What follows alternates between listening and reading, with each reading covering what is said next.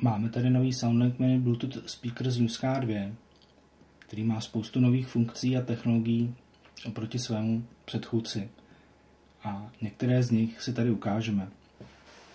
Jednou z nich je například hlasová výzva, která vás upozorní na stav baterie a nebo vám umožní snadnější párování s vaším mobilním zařízením.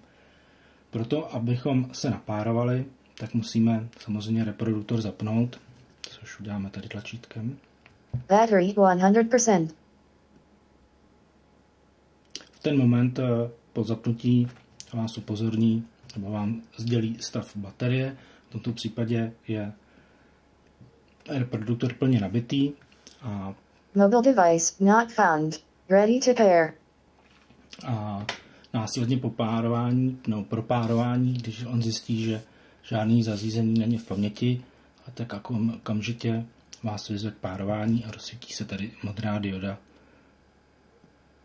na Bluetooth tlačítku. Takže spárujeme zařízení s vaším mobilním. Na telefonu se vám objeví Bose Mini z USK 2 SoundLink, ten zvolíte.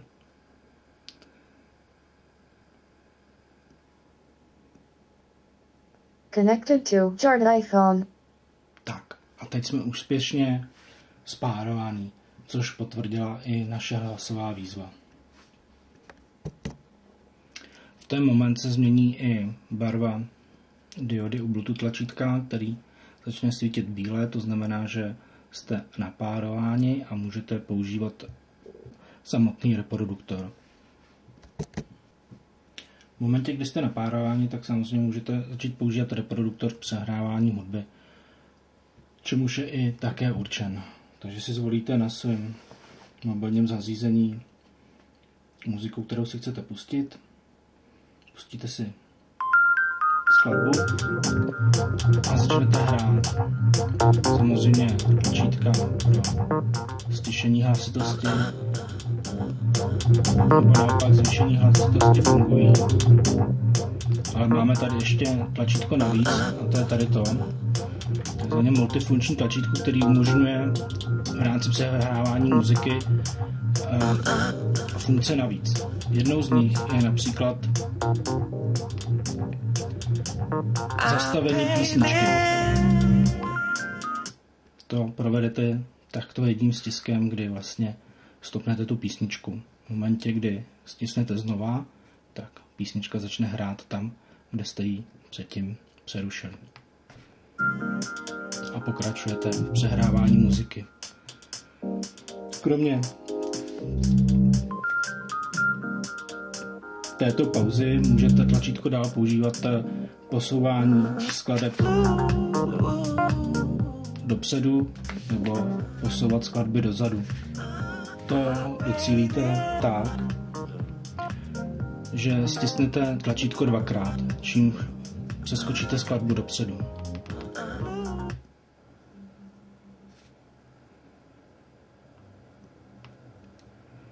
Tak, tam má nějaký dlouhý začátek, tak skočíme ještě o skladbu dopředu.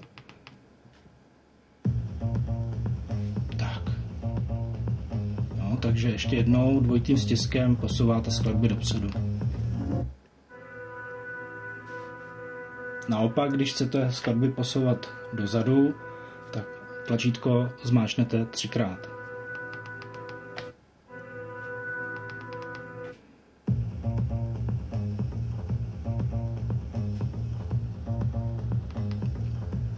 Tak a takto můžete snadno ovládat své skladby na telefonu v rámci samotného Bluetooth reproduktoru.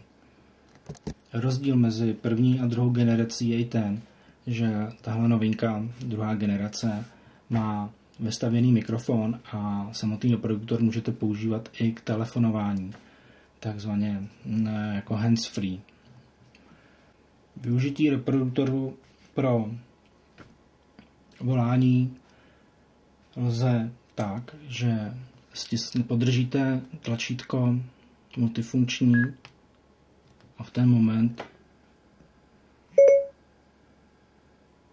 vás vyzve k hlasovému telefonování nebo pro aktivaci hlasového vytáčení.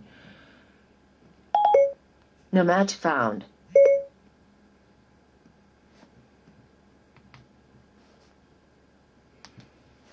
Pro zrušení zase zmáčknete zpět. Podobně tlačítko používáte i v případě, že posloucháte muziku a někdo vám zavolá. V momentě, kdy vám někdo zavolá a chcete přijmout hovor, tak zase zmáčknete jednou tlačítko. Pro odmítnutí hovoru stisnete a podržíte tlačítko a pro ukončení hovoru pouze stisnete tlačítko. Dalším rozdílem mezi první a druhou generací je i to, že nám tady zmizelo tlačítko AUX pro předání externího zdroje, kde proto je tady určený AUX vstup a celý to funguje tak, že po připojení třeba pult jacku a zapnutí přístroje se automaticky přepne na AUX zdroj a vy můžete přehrát z nějakého externího zdroje, který nemá Bluetooth připojení. V momentě, kdy třeba pult jack vytáhnete, tak se zase automaticky přepne na Bluetooth a pokud jste napárováni a v blízkosti máte napárovaný přístroj, tak se okamžitě připojí.